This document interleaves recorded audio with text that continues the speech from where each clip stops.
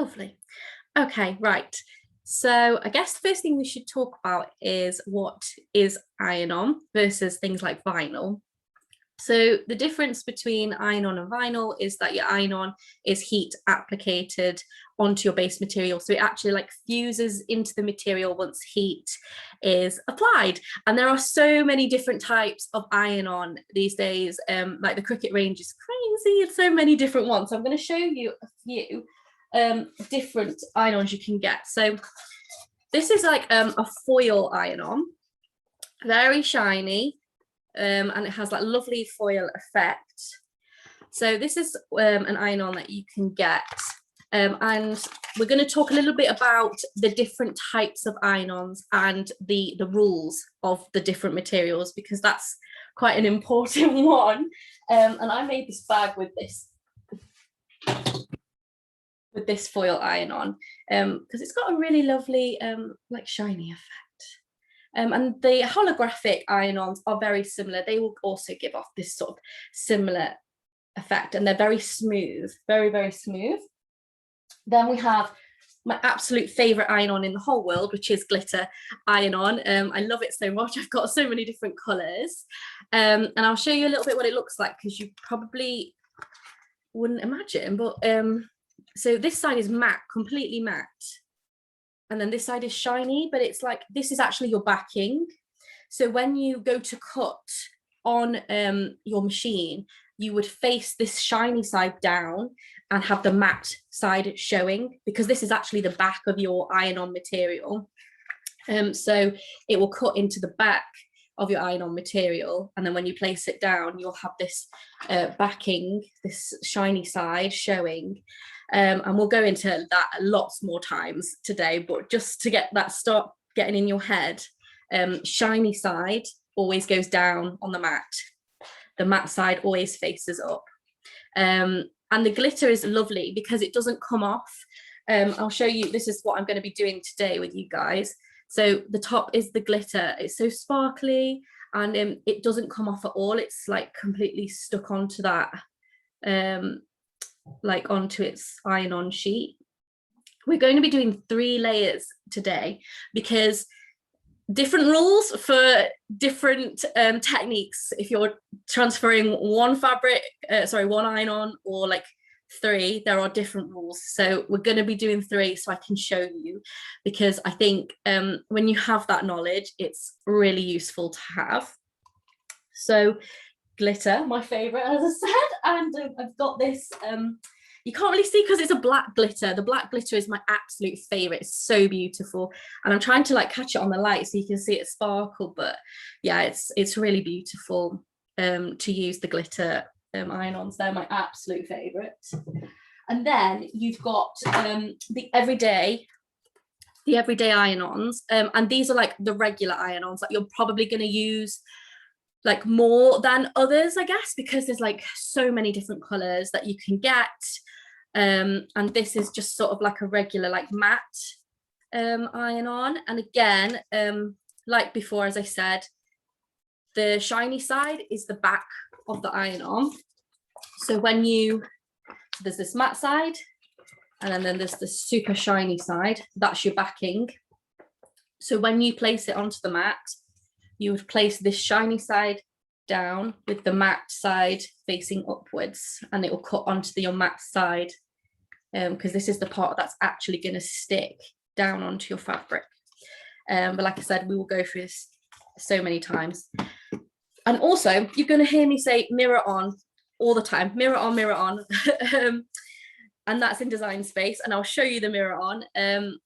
It's basically flips your design so that when it goes to cut, your design is backwards, because of the fact that you're actually cutting onto the matte side, which is the back of the iron-on, so that when you transfer it over, it's the right way around. I'm someone who often forgets to put the mirror on. So I like to make funny videos about remembering to put the mirror on so that people remember it, and it makes me remember too. But mirror on, and it does tell you on Design Space as well before you go to cut. It gives you a warning like you should have it on. But sometimes we've all been there when you just don't you're just making, you're in the zone, and you don't put your mirror on. It happens. But yes, any iron-on material at all, always put your mirror on. Entirely. And then I don't have any Sport Flex here today, but I'll just show you this as well. This is like a banner I did with the everyday iron on, but it's very light pink, so I don't think you can see it all that well. But I also have this. This is my like sewing hanger, wall hanging, and this down, like this bottom bit here, was done with everyday iron on. And it's really nice. It's like a matte sort of feel to it. And I did a multi-layer on my scraps bag. So when I use iron-on and vinyl, any of my bits that aren't really like a roll anymore, I put it in my scraps bag so that whenever I've got like small things to cut out, I know I probably will have that colour in this bag somewhere as well. So now I'm going to just talk a little bit about Sport Flex. So Sport Flex, I don't have any to show you, but it's for stretchy material. So things like gym clothing, you would definitely use Sport Flex, because the iron-on like fibers have been like specifically made for stretchy material. So right now, like this is an iron-on, this is everyday iron-on. This is not stretchy, so if I put it somewhere like where it would have to stretch, it would start tearing a little bit, because it's not designed for that. But Sport Flex is designed to work with stretchy material. So if you're thinking about doing anything that's kind of using those types of materials, you're going to want to look for the Sport Flex iron-on. It's really, really cool. I wish I had some to show you. I made my friend, she's a yoga instructor, and I made her like a yoga top thing with her name and her logo on, and she loves it. It's great, because it's just so stretchy and nice, and you know, it just means you can personalize gym clothes too, which is really cool. And of course, anything else that you know you would have stretchy material for. And now I'm going to talk a little bit about the principles of layering your iron-on. So we'll start with, if you're a single iron-on material, so like this was just one layer, you always follow the Cricut heat guide. And I'm going to show you where that is. We're gonna look at it entirely together. It's amazing. It tells you everything you need to do, and you must follow everything it says to a T, because if you don't, you know, for example, for everyday iron-on, it tells you to do a cool peel, which I'll show you what that is shortly. And if you did it on a warm peel, it just will completely not stick. It will pull up and you'll probably ruin the design. It tells you all the information you need about one layer designs. It's amazing. And I always recommend to use it. I use it still to this day. I literally read each instruction to a T before I actually put anything onto my fabrics, because it just has so much information that you'll definitely want to work with layering different iron-ons, like what we're going to be doing today. There is a few like different rules to this. So it works a little bit differently, because obviously we're going to be placing more heat onto the material. So the first thing to tell you about is the different vinyls and iron-ons and how it works with layering. So everyday iron-on. So everyday iron-on is like this yellow and purple, which is like a matte one. It's these ones that I showed you before. These are your everyday iron-ons. They can be at any stage of the layer. So they can be the bottom layer, the middle layer, the top layer. They can be any of those. That's fine. Not a problem. However, there are some materials that can't be the bottom or the middle layer. And they are the glitter iron-ons, the foil iron-ons, and the holographic iron-ons. So with the glitter iron-ons, it's because when you peel this back, and I'm just going to peel a little bit back, and hopefully you can see and hear. Okay, so this is pulled back now. You can hear that it has a very rough texture because it's glitter. So if you put another piece of iron-on over the top of this, it won't stick, it won't stay. And imagine if you put like everyday iron-on over the top of this, you're going to see the texture through it. So this is a top layer only material. Glitter iron-on is a top layer only if you're going to be doing multi-layer. So that's the first one. And then the second one I talked about was the holographic and the foil. The reason being, it's very, very slippy, very shiny, very smooth. It's really nice to feel, but for layering, it's not nice because it will not stick at all. It will come off, it will not stay because it's just too slippy. The surface is not like durable. It won't take in the adhesive at all. So anything like foil, holographic, anything like that, anything that's very smooth like this, it will not take. So this is a top layer only. Foil and holographic also is a top layer only for layering. The other one to mention as well in the rules is your Sport Flex. So Sport Flex can only be layered with other Sport Flex iron-ons, and that is just because of the stretchiness. So imagine if you put the first layer down and it was a Sport Flex layer, and then the next one was like an everyday. The everyday doesn't stretch, so all of a sudden it would be confusing that bottom material. It's most likely the top one would break because it's not got the right like technology in the fibers to expand as well. So Sport Flex only layer with Sport Flex. So they're like the first rules to talk about with layering. So just to recap, everyday can go anywhere in the layer spectrum. Foil and holographic and glitter can only go on the top layer. That's the only place it can ever go. And Sport Flex can only work with Sport Flex iron-on. So they're like the basics. And then when it comes to heating them, it works a little bit differently, and I'm going to show you that today as well. And there is a page on the Help Center, which after this, you will get an email with some links, and the Help Center is on there. And if you search in there layering iron-on, it will come up with the instructions because it works a little bit differently to the heat guide that we're going to see just for like the basic one layer.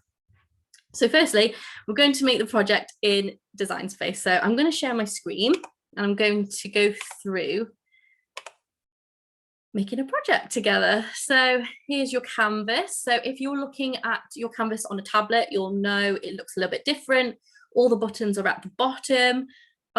So for example, anything that's on this top bar here, so if I just pop a shape in so it comes to life when it loads, lovely. Anything on this top bar will be seen in your edit button in your tools in the app on your tablet or mobile device. And then just moving you guys out of the way on the right hand side over here, these so like duplicate, group on group, slice, weld, attach, all of these will be in the actions area on your design space. So if you're looking for them, you're either going to go into actions or edit for any of the top bar, actions for any of these along this sidebar, and then obviously you've got your layers panel and there is a layers button as well. So firstly, I'm going to add in an image. So I'm going to place the sun that I showed you before that we're going to make on that project. So as you can see, there's like thousands of images. Design Space has so many images. It's so great for that reason. Like if you've got something coming up that you need to quickly whip up a project, it's perfect because you can just go find whatever image you need really. And it's here, yeah. Okay, so let me just click on that and we're going to insert in. Okay, so I'm going to manually change the size up here. I'm just going to put in 4 inches wide, like so, and you can do this too on the app, or you can obviously drag it with your arrows over here. And that's the same on the app as well. Now I'm going to put some text over the top because I want to do that shadow drop thing because we're going to be doing 3 layers today. So I can show you how the layer system works. So if I go into images, I'm going to just get some text because there's lots of really nice text images as well in Design Space that I think are really nice because I'm going to be using this shine here. Just going to insert that in. And I'm going to place this over the top of the sun, like so. And then I'm going to change the color. So if you were on the app, this would be in the edit area. So I'm going to change the color and I'm going to duplicate the shine. And I'm going to place this ever so slightly to one side, so it creates like a drop shadow. Obviously it doesn't show glitter as a color here, so I'm just going to change it to another color that I'll know means glitter. So you can create like a really cool effect like that. I like it a lot. It looks really cool. Normally I'm someone who wouldn't really go past 2 layers, but I really do like this effect of this 3-layered effect. I think it looks really nice. As a rule of thumb as well, Cricut say to not go more than 4 layers. The reason being it gets very bulky, and it, you know, obviously like if you're using a fabric that you want to work nicely with you, and like if it's a t-shirt, like it might just be a bit too bulky. So they say try not to go more than 4 layers. So if you had a design like this, you could like group it together, and then you could like move it around. So you could use that select all in the editing bar, or you could just drag your like finger across it if you're on a nap, or your cursor if you're on a mouse, if you've got a mouse, sorry. And then you could select group, and then you could like move that around the canvas. But if you wanted to have an understanding of where all these are, if you wanted it to be exactly like this when you heat it up, there is like a trick that we do to make sure we know how to keep this drop shadow exactly how we want it, which is we take a shape, and it can be any shape. I'm going to go for a star.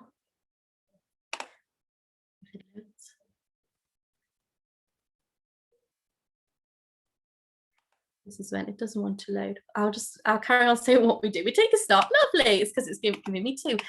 We take a star and we put it to the side over here. Just a little star. It doesn't have to be like really big. We're not actually going to iron on this star.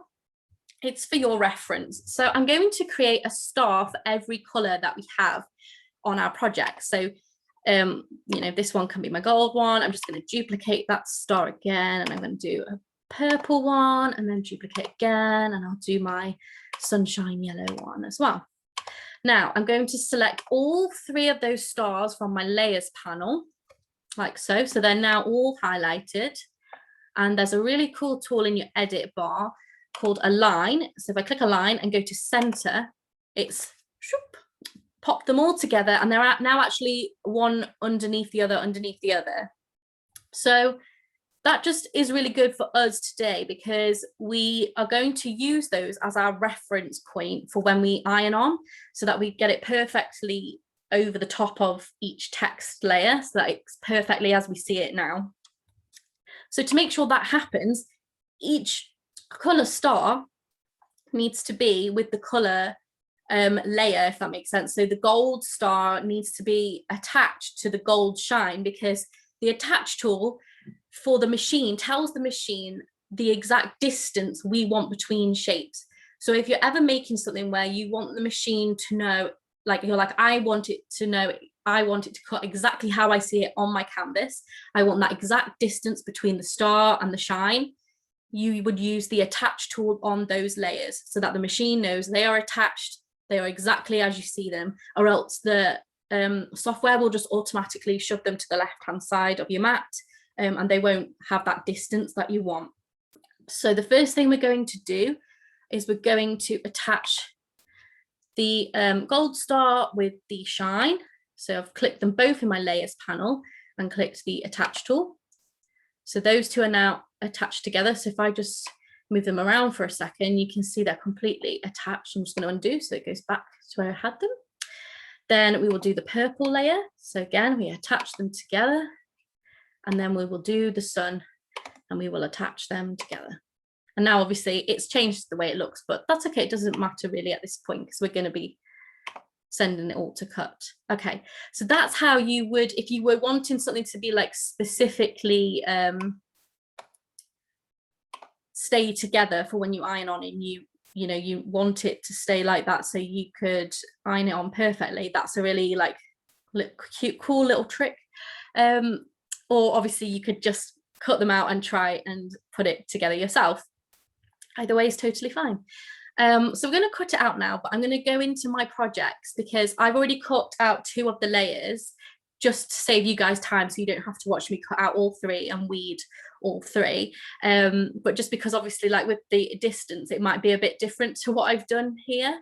So just so it's perfectly for what I'm going to be showing you with the the layers that I've already cut. So it's just this one here. So if I just go into that, and I'm going to just click customize so you can see from when you're in the canvas area. Okay, so this is what we're doing. And I'm going to click make it. So you'll see it's sorted all the mats into colour, and you'll see that it has left that distance that we wanted because we used that attach tool. So we're in a very important part now, because this is where we can tell the software to use the mirror tool. The mirror is down here, and you're going to do it for every mat. So make sure you click on each mat and do it. So if it's got this little eye as well, just to tell you, turn on mirror for your iron-on projects. And if you didn't do it at this point as well, it does tell you when we go to the final cutting area as well on Design Space. So we've clicked mirror on for this one, we've clicked mirror on for this one, and we've clicked mirror on for this one. And as you can see, when you click it, it flips the design over. Really important, because as I said, when you cut it out, it needs to be backwards, because then you flip the iron on back over and apply heat, so it will be the right way around when we're applying heat. So mirror on always at this stage, and you can go in and edit the next stage. So when we click continue, it's going to connect to my Maker 3, and we're doing the purple cutout today. So if you were like, oh, I didn't put mirror on at this stage, you can just click edit over here, and you can change it so that the mirror is on there as well. So from here, you would just browse all materials.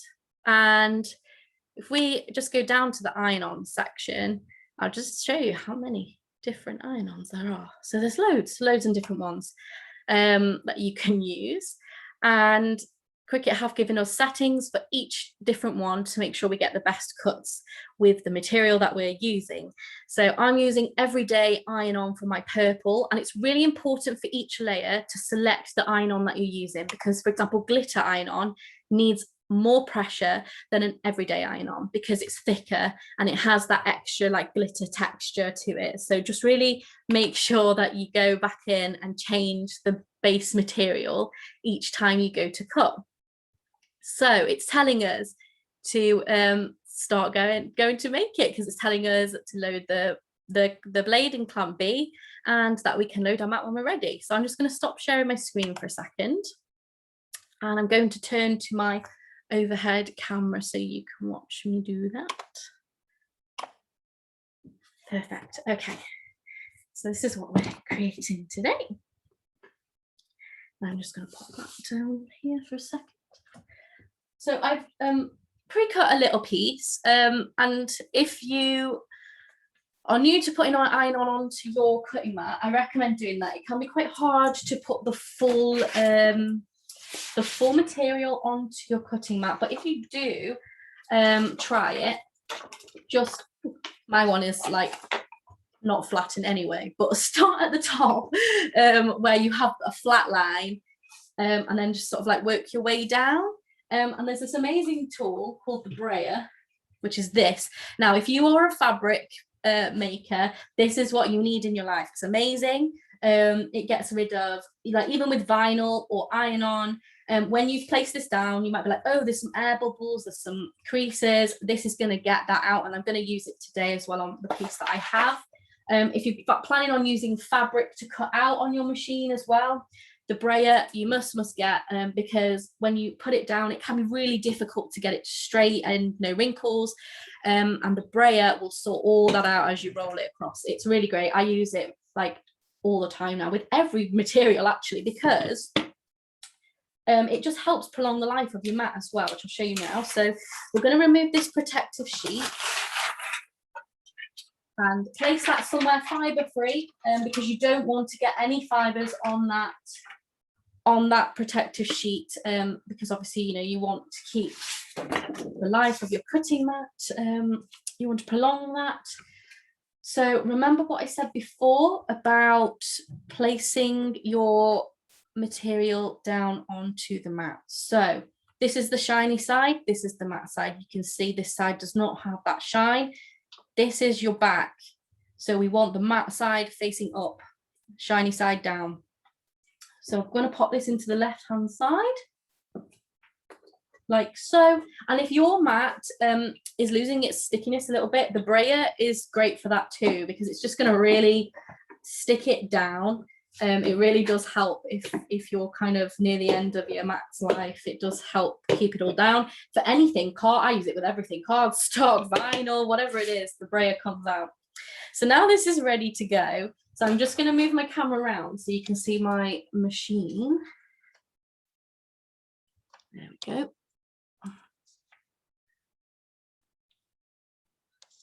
Right, lovely.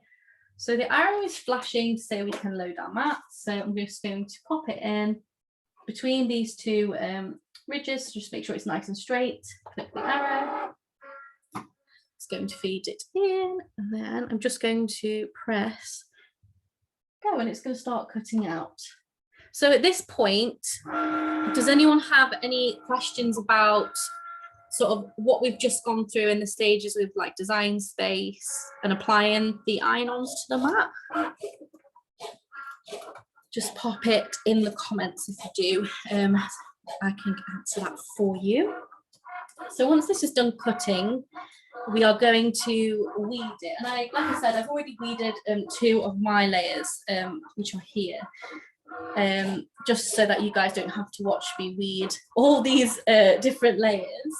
But you're going to need a weeding tool, not just for iron-on, but it's great for vinyl as well. So this was ready, so I'm just going to release this, and we're just going to go back to the overhead camera for one moment.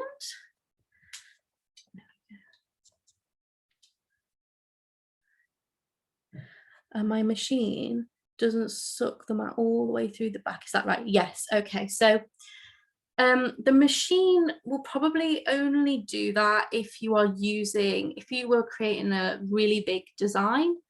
The only time the mat will go all the way through is when you're doing that. So if something like what I'm doing right now is really small, so it won't go like all the way through, because it only needs to check that you've got enough material up to this point really to make sure that it's got enough available to cut. The only time it would really suck it all the way through is if you were using that full length, I guess. So yeah, don't worry about that. It only really goes through what it needs really for sucking the mat in and out of the machine. So to remove any materials from your mat, flip the mat over, and you always pull your cutting mat away from the material. Keep your material nice and flat. Oh, yours just starts cutting. Interesting. It does that on, so the new machine, the Maker 3 and the Explore 3, it does that too. It just starts cutting, but potentially just take a look at that and maybe contact Cricut, because if it's not registering, you know, like if you were doing like an extended mat, it should really be checking how much it needs to feed into the machine. So maybe just take a look. You might potentially need to contact member care if it's an issue, if it's not feeding at all. Yeah, that's what I would do, because really it should roll out a little bit. Okay, lovely. So always pull the mat away from the material, whatever it is, especially cardstock, because you know you don't want it to like bend, but in general it just helps the material stay flat. If you pull the material away from the mat, it curls it up quite a lot, so it's just avoiding curling it up more than it's needed really. So when you're doing iron-on, it can be quite hard to see, especially when using glitter, the cut lines. So my tip for this is just start bending it around, and you probably can't see it on my camera, but if you do this, you will see. You'll start to see where the cut lines are and the bends. So you'll start being able to gauge where that is. And it's much easier with everyday iron-on, but when you start using things like glitter, that's when it can be quite tricky. But yeah, just take your time with it. I always start in a corner where I know it's not cut out with my wonderful weeding tool, which you definitely need for all things like vinyl. Just turn my easy press on whilst we're talking this through. So start in the corner, using that tip, pull it through, and then pull back, and you're going to see it starts to come off of this clear backing. You want your cut design to stay on that clear backing. Just keep pulling, and now at this point you can take the weeding tool out of the vinyl you're pulling and just use your hands, because you might need the weeding tool to help certain pieces along the way where they go back on themselves, like here for example. It's going back on itself, so it might need just a little help around that corner, that kind of thing, to help pull it along, which I think it will. I just need to check where the cut line is. Lovely. Right, so I know that's going to be fine if I pull that along now. Like that. Perfect. So you just go slow with it. It's lovely to weed. It's one of my favourite things to do, is weeding. Not everyone says that, because if you do quite intricate designs, patience is very much required for it, but anything that's kind of like this is, you know, it doesn't take very long. It's quite nice to do. I find it quite therapeutic. Okay, so there is the negative pieces as well. So if you can't see them and you're really struggling, like I said, just try to bend it and have a look, and then if you see it, just I always just kind of be like, oh, there it is. So I try to keep my weeding to where it is until I've laid it flat, and then just lift it up. You won't really have that problem with everyday iron-on. It's glitter. It's beautiful, my favorite, but there is some elements with it that it just takes patience really, but it's really beautiful when you get it on. So this is weeded now completely. And it looks like this. So as I said before, that's why we needed to mirror it, because it cut out backwards like this. So then when we flip it over onto our material, it's going to be the right way round. So I'm going to just tell you a little bit about, before we start heating, the easy press. I'm going to actually pull my camera up a bit so you can see, because this one's quite a big one. So this is the 9x9 inch one, but I've also got the mini here, which is the dream. I love them both. I use them both actually equally. The reason I wanted to tell you about the mini, it's great for if you're not sure you're going to use the easy press that much, or you just want to have a play with it. The mini, I bought my mini first. It's great. It's transportable, really light. You just sit on your desk. Great for sewers, because so I've been doing quite a lot of dressmaking recently, and obviously like after you like sew like one side, you've got to like press all your seams. And this is perfect for that, honestly. It's like the best. Cute little thing. Great for pressing seams. And also if you're planning on doing iron-on things like shoes, or rounded things like hats, you know, like baseball caps, this one I find much easier to use because of the fact that it's lighter. It's just easier for you to get around those sort of more complicated elements. Like with a shoe, for example, it's rounded, so you can just, you know, maneuver it around, whereas something like this, it's quite heavy and you would probably have difficulty with something like that. So I actually use my Easy Press Mini quite a lot for the seams, and if I'm doing anything that's kind of got a bit of elevation to it, I just find it's so much easier. But this the easy presses like this one, the 9x9, this one is, and then there's also a 12-inch wide one as well. They're really great because you can set the temperature and the timer as well. You can adjust them. So mine's in degrees C because that's what I prefer, but if you hold in the temperature button, you can change it to Fahrenheit, which it has done now. I'm going to change that back, so you just hold it in. And then if you want to change the time, you just tap the temperature, and then you use the plus or minus, and it changes the degrees by 5 each time. And then you just hit the temperature button again when you are ready. And that is the same with the time button as well. You just press it in, and then you can just change it, and it's by seconds. So I'm going to set it to 7 seconds because that's what we're going to be doing. And I'm going to talk about that now. So another reason why the Easy Press is really good is because if you're going to be doing bigger designs with your iron-on, it's just so much easier because you just place it down. You don't move it. you just place it down, you press your green button when you're ready to go, and then you just lift it off, and it just has sorted it all out for you. Whereas with the mini, you're going to be moving it around. That's what Cricut recommends. You move your iron around as you go. And it's just better for bigger projects, definitely. And there is going to be an infusible ink workshop, but I'll just touch upon it just so if you're thinking about getting an easy press and you think you're going to use infusible inks, this is an important piece of information. If you're going to be using infusible inks, you really want to make sure all the design is underneath whatever the heat element is.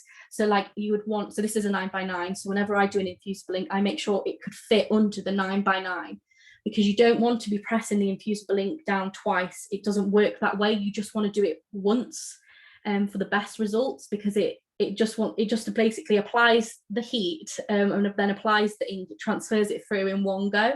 So if you tried it again, it wouldn't work. It just doesn't work that way. So if you are thinking about infusible ink, make sure you find, pick an easy press that will fit everything in. But we're going to do a full workshop on that, because you could talk about infusible ink for hours. So before we start heating, I just wanted to talk a little bit about your pre-care of your fabric. So I'm just going to face my front-facing camera for a second. Okay, so when it comes to your fabric, what you want to do for pre-care is you need to wash it beforehand. Always wash the material before you iron on, because when you buy a piece of fabric or an apron, for example, or a shirt, a few things can happen if you try to iron on without washing it. The first is sometimes fabric has like a residue on it that we wouldn't really know naturally. We wouldn't think, oh, this has got something funny on it. It's just that the heat, once the heat is applied, it just won't stick. So a good example of this person I know, they were making aprons. One stuck down, the other one didn't. And they were like, I don't know what's different. And I was like, well, did you buy both the aprons from the same place? And they were like, no, they're different. And I said, did you wash the aprons? And she was like, no. So she washed the apron where it wouldn't stick. She tried again and it did. And it's because some fabrics come with a residue on it. And when you heat it up with this layer on, it just doesn't stick any iron on. So make sure you always wash your material beforehand. Another reason for this as well is that sometimes when you wash, your fabrics shrink. And if you've already placed the iron onto it, it just can become quite wrinkled, because it's like completely laid out for your material pre-wash. So it's always best to wash it beforehand, and also don't use a fabric softener, because that will create that residue that I talked about before. So if you wash it, don't use a fabric softener, because again, it won't work. Beforehand on your material, just use a lint roller. So that's what we're going to do now. So I'm just going to go back to my camera, overhead camera. Okay, lovely. So I've just got my heat mat here. This is a Cricut one, but if you don't have one, that's okay. Use a towel and make sure you're on a flat surface. Don't use ironing boards. For a long time, I used an ironing board, and I got really confused why my edges always peeled off. I was like, it's stuck in the middle, but the edges are just not like staying on. And it was actually when I used infusible ink that I really understood why it was important, because you could actually see where the ink had amazingly, like, was beautiful in the center, and then on the edges had faded, because an ironing board isn't straight when you apply pressure, because like the sides are not like supported. So make sure you always are on something really solid. Like I'm on my desk with this mat. You could use a towel. Before I had my heat mat, before these were available, I used a plank of wood and then a towel over the top of it, so that I could get a flat base. So always make sure you have a solid surface to do this on. These mats are brilliant because they have like bits of like foil inside, and that just like what's the right word, reflects the heat upwards. So it's really getting the most out of your material when you use one of these heat mats. I'm going to be doing it on the other side of what my example one here. I'm going to be doing it on the opposite side. So always use a lint roller and just scrape it along. Oh, there's something I haven't told you about, which is absolutely fabulous. So did you know you can use iron-on cardstock, wood, and cork? Because when I knew this, my mind was like blown. I was like, what? That's amazing. You can use iron on those elements. Obviously the heat's a little bit different for each one of those versus what you would have for fabrics. And that's really cool. With them, obviously you wouldn't use a lint roller, you would use like a fiber-free cloth just to wipe down anything that you think you can see. I'm going to show you now the heat guide because I think this is a good time to show you that. So I'm just going to share my screen. Perfect. Okay, so if you want to find the heat guide, just Google Cricut heat guide, or you will find it under cricut.com/n_us/heat guide. So you'll know you're on the right place. If you find like cricut.com basically and then /heat guide at the end, you'll know you're in the right place. So this is going to be amazing for your single layered iron-ons because it's going to give you so much information. So firstly, you would select the tool you've got. That's really important because different machines have different instructions. I'm using the EasyPress 2. And then you would set your material. So we're using, first layer is everyday iron-on. So that's this one here. You could see on here all the different ones that you could do. So exciting. As well as all your base materials are here as well. So if you're not sure if the material that you're using is compatible, just check the heat guide because it's got them all here. So as you can see, wood is on here, corkboard, chipboard's on here, cardstock's on here. There's just like so many different, different materials that you could use as your base material. And also there's the Cricut blanks here as well, if you have any of them. So I'm using a cotton canvas. So I'm just going to click that. And then it does ask you as well if you're using like a towel or the EasyPress mat, which I'm using. So if I click apply, it then tells me lots of things. So firstly, you can see it's going to tell you straight away in Fahrenheit. I'm using degrees C, so I just changed that under here in this little button. Everything it tells you, you must do. So it's telling us to preheat the material for 5 seconds. It's telling us to apply light pressure. And it's also telling us to flip the material over and press it for 15 seconds on the back as well. Then once the liner is cool to the touch, we can remove it. That's really important. Always follow what it says. And also it gives you it in a bit more detail down below as well. So it's really, really important to follow what it says. So it says 170. I'm going to just change my EasyPress to 170 because I've got it on 150. There we go. So that's back on. So I'm just going to let that heat up a little bit. Yeah, so always check this because when I first did it, I didn't. And I used to, when it was kind of like a warm peel, when it was warm, I started trying to peel it and it was not like sticking. And then I was just applying more heat and I was like, why is it not sticking? It needs to be cool, a lot of them, but double check because some of them are warm peels. So yeah, every time I do iron on, I always come to this heat guide to check first. It's so important. It's going to tell you everything you need to know. However, for layering, it's a little bit different. And like I said, on the Help Center, you can find a layering guide. So if I just go onto the Help Center. And if I go into layering, yeah, layering technique, it is a little bit different because if you think about that bottom layer, you know, that told us for one layer for one time, that it needs 30 seconds. If we did that for every like layer, that bottom layer would have 1.5 minutes for this particular project. That's a lot of heat to apply to that bottom layer. It will bubble, it will shrink and it will submerge some of the other layers onto your design. It won't look right. And that's why it's different for layering. It's not the same amount of temperatures. So the heat layering technique, it says on the help center, says 1 to 3 seconds each layer. I like to be a bit more cautious than that, because when you peel it, you know, I like it to know that it probably will be stuck down. So I go for about 5 to 7 seconds, because I'm just a bit more cautious than 1 to 3 for your first layer.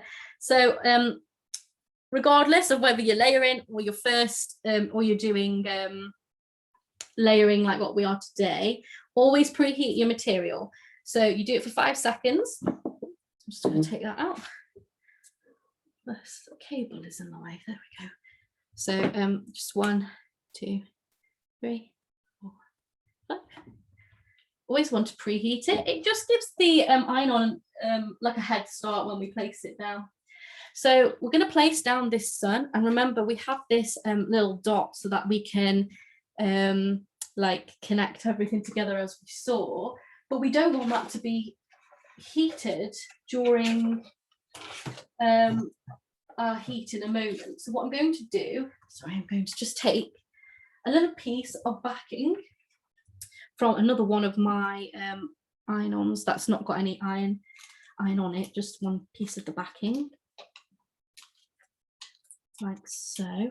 And I want to place it sticky side down onto the material, but I'm just going to hide it underneath that dot. So I'm going to place the sun here, and then I'm just going to take this backing, lift the backing up and just place it, not so it overlaps the sun at all, but just so it's going to protect that dot, so it's not going to transfer over. It's actually just going to go onto that backing instead. So now I've stuck it down, because this is a bit warm now. It's actually giving it a little bit of head start, which is great. So with a first layer, when you're layering, you will be doing it for, I'm going to be doing it for 7 seconds personally. I just prefer that. Maybe we'll do 5. We'll see how that goes. And I'm going to do a heavier pressure than what light pressure. You don't have to move this around. You just place it down and then you press this Cricut button. And I'm just going to put a little bit of pressure on it. Perfect. Then you lift off. Always a cool peel with layering. At the moment, it's called tacking. At the moment, this is tacked down. It's not fully set, because like it said before, it needs a full 30 seconds to be completely set, but we can't do that with this bottom layer because it's going to get like 1.5 minutes and that's just not going to work. I'm just going to do a little, it's a little hack for when we do workshops. I wouldn't recommend this when you're doing your own nice projects. Just sit and let it cool down. But if I just move it around on the table like this, it actually makes the heat go away quicker. But like I said, if I was you guys, I'd just sit and wait. It's not worth it. You want it to be nice and well stuck down. This is just a little hack. Let's see. It's a bit warm still. So yeah, make sure it's cool, because like I said, I tried to warm peel off before and it didn't work, but you need to check, because some of them actually are a warm peel. I'm not sure about Sport Flex. I think that could be potentially a warm peel, but if it says cool peel for everyday, like everyday iron on is always a cool peel. So I'm just going to check and see if I can do it.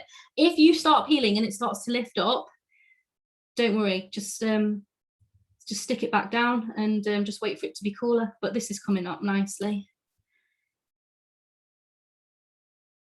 Lovely. Okay, so this dot's still there, still underneath that backing, the backing carrier. So it's not actually stuck down onto my material, but it's there for me, for my reference now. So I'm now going to place my second layer, and I'm going to use that dot as my reference to place over the top for where I wanted it. Now you can see the carrier sheet doesn't quite go to the end of my sunshine. When you're using iron on and you heat, you must always make sure that something is between the iron and your design. So I've got this piece of backing here from the first one. I'm just going to place that over the top to make sure everything is really nice and you know, behind a backing because you don't want to ruin it. And again, I'm going to do 7 seconds. I'm going to press down fully. I'm going to press that Cricut green button. No moving around with the big ones. You just put it straight down like so. Okay, we'll remove that again. And again, we just need to let it cool down. So again, I'm going to do my trick. It's quite hot, these pieces. Here we go.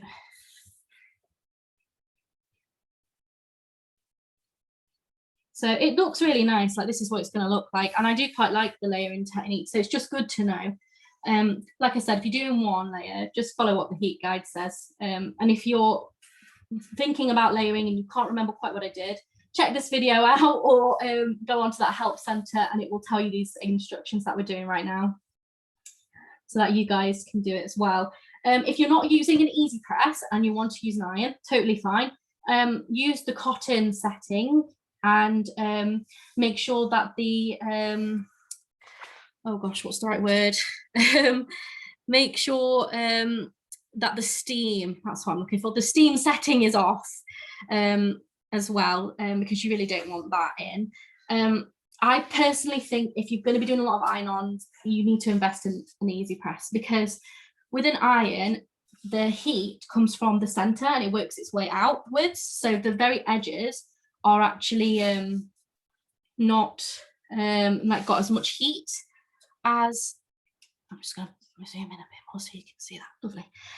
So the edges don't have as much heat as the center with an iron, whereas an easy press, the temperature is hot from edge to edge, the exact same heat, which is great again for things like infusible ink, because you can really see with an iron that it's in the center, it's stronger than like the edges of an iron.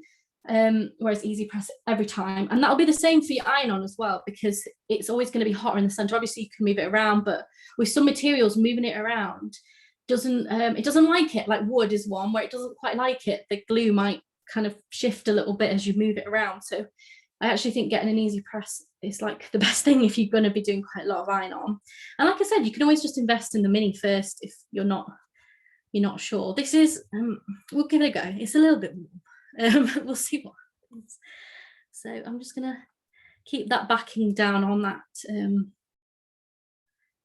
on the little dot that we're using so that it stays there. And I'm just gonna pull this up really slowly because I want it to stay, because like I said, these 2 layers are currently not fully stuck down, they're just tacked down.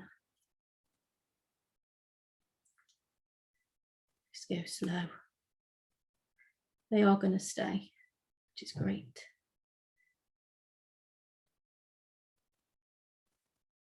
Perfect. Okay, and now we're going to do our last layer. This layer is a little bit different. So your top layer, you're going to do 15 seconds this time, and then you're going to flip on the back and you're going to do another 15, because this is the sealing layer now.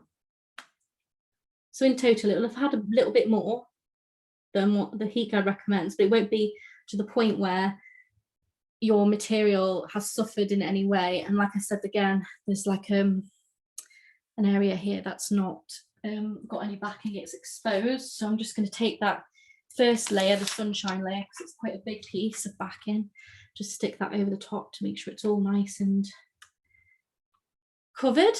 Lovely. So now we're going to do 15. So I'm just going to change on my easy press, just bring the camera over to it a little bit. Just going to change the time, so just press that. I know on the camera it doesn't look great because it's doing that funny thing it does when you look at screens. There we go. Let's just change that to 15. Perfect. Right, just bring that back round. Okay, so now full heat down, bit of pressure, 15 seconds. These things get very hot. They're so powerful. Again, great for infusible inks, great for your iron on, because it depends what material you're using, and you can adjust the temperature. That's why they're so good, because if you're using a more delicate fabric, you know, you might want to, it will tell you to probably use less heat, and with an iron, you're probably going to be guessing a little bit. Okay, we're just now going to do the back. So you just really carefully pull it over to the back side. And again, just 15 seconds. heat down.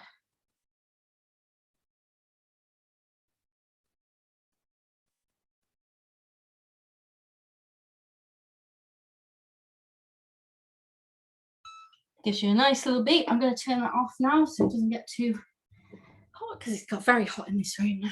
It lets off a lot of heat. You can really feel the power of it. Okay, so again, it needs to be cool to the touch, so we're going to let that cool off a little bit. Do you guys have any questions about the layering technique or anything about sort of the heating elements that we've just gone through? I will talk about aftercare of your fabrics in a second. Just to try and get some of this heat out of the material. Yeah, if you're ever having to do anything quick, this is a great great hack for getting the heat out. I was absolutely amazed when I got told this hack, because I was like, oh, but if I'm gonna do a workshop, I'm gonna be sat here like for 5 minutes like still quite warm, and they were like, no, I'm gonna show you, great tip. But if I'm just making on, like, you know, a Saturday afternoon making on my own, I would just sit and wait, because you just don't want to risk it with your materials and your fabrics and things. And it will be much better for your materials, really, just to let it cool down and let that glue settle nice and set. Because obviously this, I'm rushing it. I can feel the heat literally, I'm feeling it losing from my fingers. It's quite amazing how quick it goes. I actually think that's pretty much ready to go, I think. Okay, so now I'm just going to pull the carrier, and the dots can come off this time, so I'm not going to keep them down. Pull it off. Oh, it's so beautiful and sparkly. There you go. So yeah, layering a bit different, and as you can see, like the iron-on, sorry, hasn't changed its, you know, texture at all. Like there's no, like, it's not bumpy, it's not, the vinyl hasn't like submerged into one another. I think I actually have an example of that. You might not be able to see it on the camera very well, but I did do an example to show what can happen.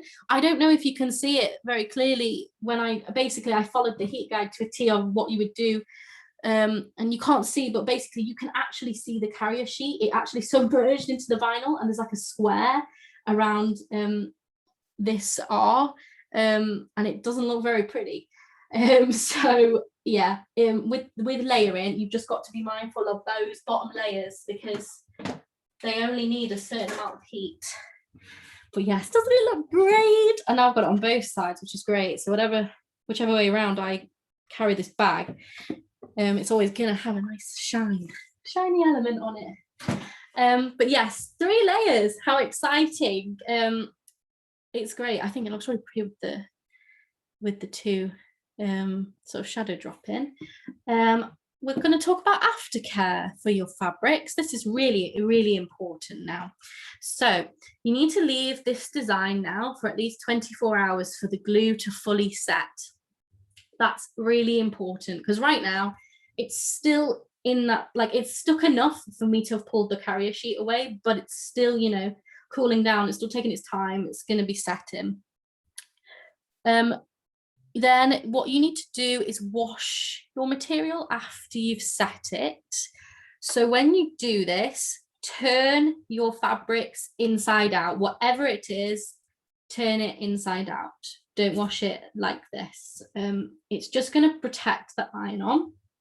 And if you take it out the wash and you can see that some of it start to come away, just take one of your carrier sheets again. So just like keep a little piece of it back and just reapply that heat again, just to re-stick it back on.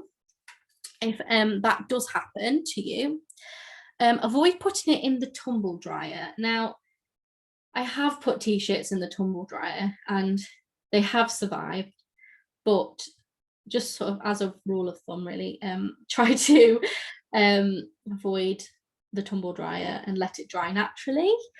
And yeah, I think that's it. I'm trying to think if there's anything else that's sort of crucial to know about your aftercare. I think that's it. Just turn it inside out. That's really, really important. Give it a wash, and if anything's sort of peeling up a little bit, just reapply some heat down to it and it should stick back on. And that's it. I'm going to just change to my camera now. Does anyone have any questions about anything really to do with iron-on or design space? About anything like that? Because yeah, it's actually really easy when you know, and when you know to go and check the heat guide, for example. Like I said, it's basically my Bible, to be honest, because I check it every time I'm going to do, like when I did this the other day. I checked it, even though I know the temperatures, because I've done it quite a lot now. I still go and check just to make sure that I really am doing what it says, or else it doesn't stick down. And now you also know when you layer what to do, because it is different, to make sure that those those layers don't get too much heat and then it starts breaking down the material. Someone had a really good analogy, and I can't think what it was. It was basically like about toothpaste. You can't put it back in the tube. It's the same with iron-on. So it's better to apply less heat if you're unsure first. Double check it to see if it's stuck down, and then apply more heat, because once you've done too much heat, you can't undo that, I'm afraid. But yes, if you guys don't have any questions, oh great, I'm glad it's been helpful. Yeah, it's great. There's going to be some more workshops coming.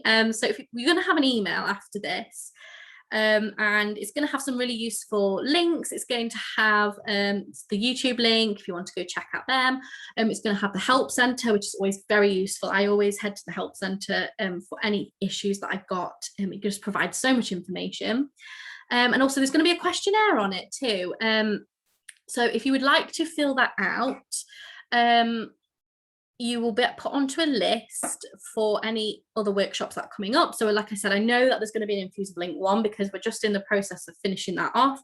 I know that there's going to be a print then cut one, for like stickers and invites, that kind of thing. When you print them out and then the machine cuts them, we're going to be doing one of them as well. It's going to be quite a few different ones. So you'll be added to a list for that. And also, as you're my workshop members, I will tell you about a code that I have. So there is now a new shop on Cricut.com for the UK, very exciting. And if you're an Access member, you already get 10% off. So whatever you buy, you'll already get 10% off. However, if you want an extra 10% off, I have a code, which is Crew Rebecca. I'm going to type it into the chat box. It's all capitals, all together. Crew Rebecca, and that gives you an additional 10% off. Sorry, so you'd get 20% if you're a subscribed member as well. In total, you'd get the 10 for being a subscriber, and you'd get the 10 from my Crew Rebecca link, which I give to all my workshop members.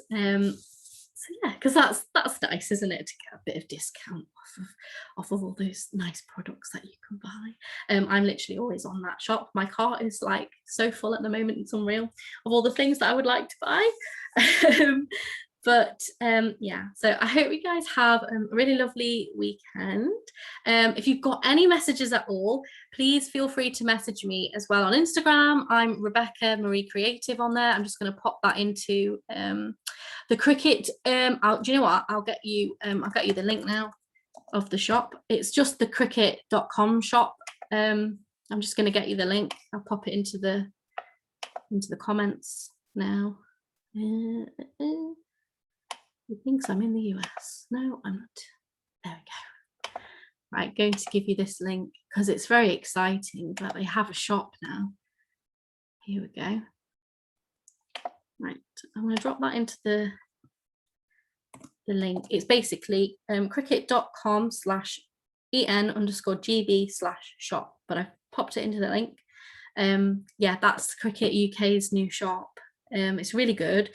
The only thing to be mindful of is that there's £8 shipping. That's because it comes from the Netherlands. But if you were buying like quite a lot of stuff, it's like fine, because and also if you've got the discount off as well, it kind of sorts itself out, kind of thing. But yeah, they always have really good sales on as well. There was one recently, it was amazing. There was things that were like 50% off, and you just don't see that ever. So there's some really good deals on there, so just go check it out. But yes, thank you guys. I won't take up any more of your weekend because I imagine the sun is shining wherever you are. So yes, have a lovely weekend. I hope that you've learned lots, and if you ever want to reach out to me about anything, yeah, please head over to Instagram and just drop me a message. Okay, so thank you so much. Have a good weekend. Bye bye.